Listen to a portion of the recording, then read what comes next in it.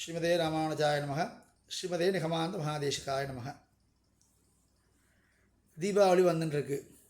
சந்தோஷமான ஒரு பண்டிகை. அட்டகாசமாக எல்லோரும் நன்னா தீபாவளி கொண்டாடணும். எல்லாருக்கும் எம்பெருமான் கிருபையோட, பெரிய பிராட்டியோட கிருபையோட எல்லாருக்கும் தீபாவளி நல்வாழ்த்துக்கள்.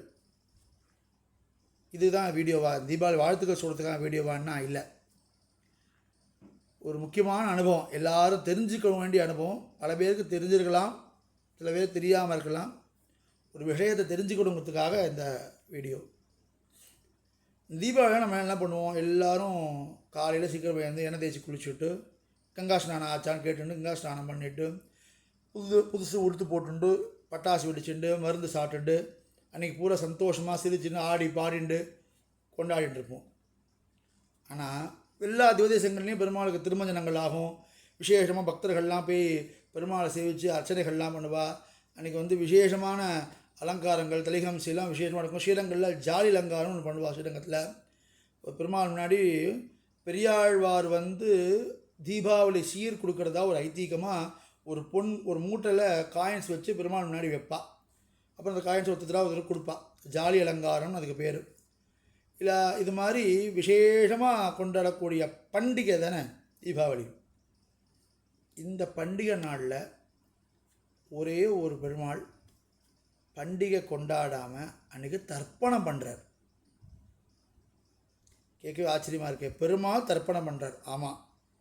அர்ச்சாவதார பெருமாள் தர்ப்பணம் பண்ணுறாரா? ஆமாம். ராமன் ஜடாயுக்கு பண்ணதோ, ராமன் தசரதுக்கு பண்ணதோ இதெல்லாம் நான் அரியன் விண்ணப்பிக்கலை. அர்ச்சாவதார மூர்த்தியில் இருக்கிற ஒரு எம்பெருமான் தன் பக்தவர்த்தனுக்காக தர்ப்பணம் பண்ணுறார். அமாவாசை அந்த அந்த நரக சதுர்த்தசி தீபாவளி அன்னைக்கு.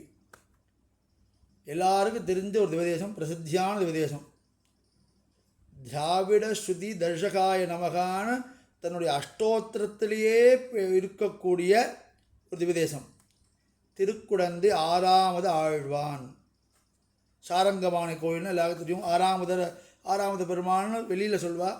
சம்பிரதாயத்தில் 6வது ஆழ்வான்னு அந்த பெருமாளுக்கு பேர். உத்தியோக சேனமாக ஒரு தலையை கொஞ்சம் மேலே தூக்கிண்டு திருமிஷி ஆழ்வாருக்காக உத்தியோக சேனத்தில் எழுந்துள்ள இருக்க பெருமாள். 5 ஆயுதங்களையும் தரிச்சுட்டு இருக்கிற உற்சவர். அந்த பெருமாள் 5 ஆயுதம் தரிச்சு, சங்கு, சக்கரம், சாரங்கம், கட்கம், கதை, 5 ஆயுதத்தோடு பெருமாள் சேவை சாதிக்கிறது சாரங்கபாணியில்.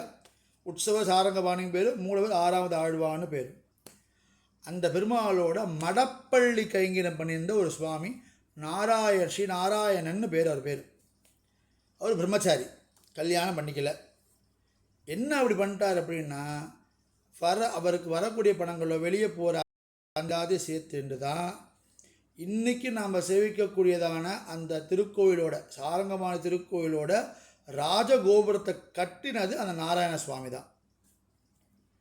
தனக்கு வந்த வருமானத்தையும் வெளியே போகிறதுக்கு எல்லாத்தையும் சேர்த்து வச்சு அந்த ராஜகோபுரத்தை அவர் கட்டி முடித்தார்.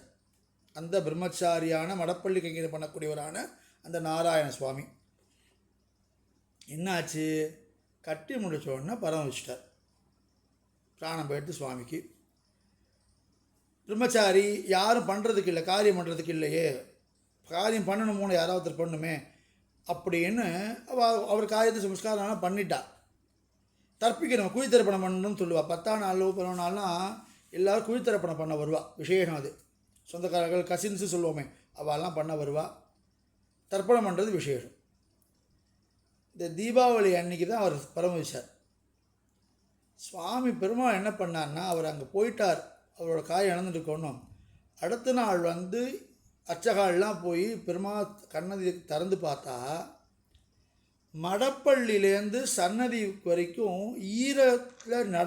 ஈரக்காலோடு யாரோ நடந்த மாதிரி இருந்திருக்கு அடையாளம். என்னடா கதவை திறந்து பார்த்தா உள்ள சாரங்கபாணி உற்சவமூர்த்தி இடுப்பில் ஈர வஸ்திரம் கட்டிண்டு பூனலை பிராச்சீனா வீதியாக போட்டுண்டு கையில் தர்பையோட சேவை சாதிச்சானான். எங்கேயாவது நடக்குமா இது? எங்கேயாவது பார்க்க முடியுமா? தன் பக்தனுக்கு தானே நேராக போய் காரியம் பண்ணிட்டு வந்திருக்கான் பெருமாள். யாருக்காக?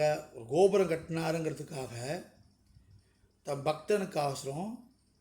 இங்கே நாம்ளே பிராச்சீனா வீதி இருந்தால் சன்னதிக்குள்ளே போக மாட்டோம். இப்போது எம்பெருமானே பிராச்சீனா வீதியில் இருந்துட்டு ஈர வஸ்திரத்தோடு ஆற்று பெருமாளுக்கு கூட திருவாரம் கிடையாது, விளக்கு கூட ஏற்றக்கூடாது, ஈர வஸ்திரத்தோடு எந்த சுபகாரியம் பண்ணக்கூடாது. ஆனால் சர்வேஸ்வரனே ஈர வஸ்திரத்தோடு நின்றுண்டு பிராச்சீனா வீதி பூனலை போட்டுண்டு கையில் தர்மக்கட்டோடு நின்றிருந்தானான். இன்றைக்கும் நம்ம எல்லாம் தீபாவளி அன்றைக்கி பட்டாசு கொளுத்த போகும்போது அந்த கோவில் அன்றைக்கி யாரை முறை இருக்க அர்ச்சக சுவாமி அந்த நாராயண சுவாமிக்கு பெருமாள் முன்னிலையில் தர்ப்பணம் பண்ணணும். இன்றைக்கும் பெருமாள் தர்ப்பணம் பண்ணுறாருன்னு ஐதீகம். அந்த நாராயணனுக்கு யார் பையன்னா பெருமாள் தான் பையன். எந்த தூரம் பக்த பராதீனனாக இருக்கான்னு பார்த்துக்கோங்க. அவனோட நிலைமைக்கு கீழே வர வேண்டிய அவசியம் இல்லை.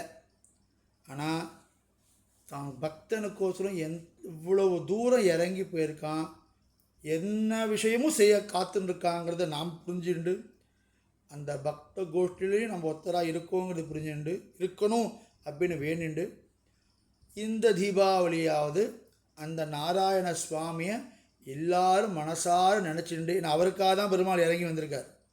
பெருமாள் எவ்வளோ முக்கியமோ அதை விட ஒரு படி மேலே முக்கியமானது யாருன்னா அந்த பெருமாளை கீழே இறக்கிட்டு வந்த பாகவதா தான் முக்கியம். அந்த சுவாமியும் அவர் எப்படி இருப்பார் கூட நம்ம பார்த்துருக்க மாட்டோம். அந்த சுவாமியை மனசால் அவர் திருவடியை ஸ்மரணை பண்ணிண்டு இப்படி இறங்கி வந்த 6ஆம் ஆழ்வானோட திருவடியையும் பிரார்த்தனை பண்ணிட்டு எல்லோரும் நன்னா சீரும் சிறப்புமாக தீபாவளியை கொண்டாடணும், சேஃபாக கொண்டாடணும்னு பிரார்த்தனை பண்ணிக்கிறேன். ஸ்ரீமதே ராமானுஜாய நமக. ஸ்ரீமதே நிகமாந்த மகாதேசிகாய நமக.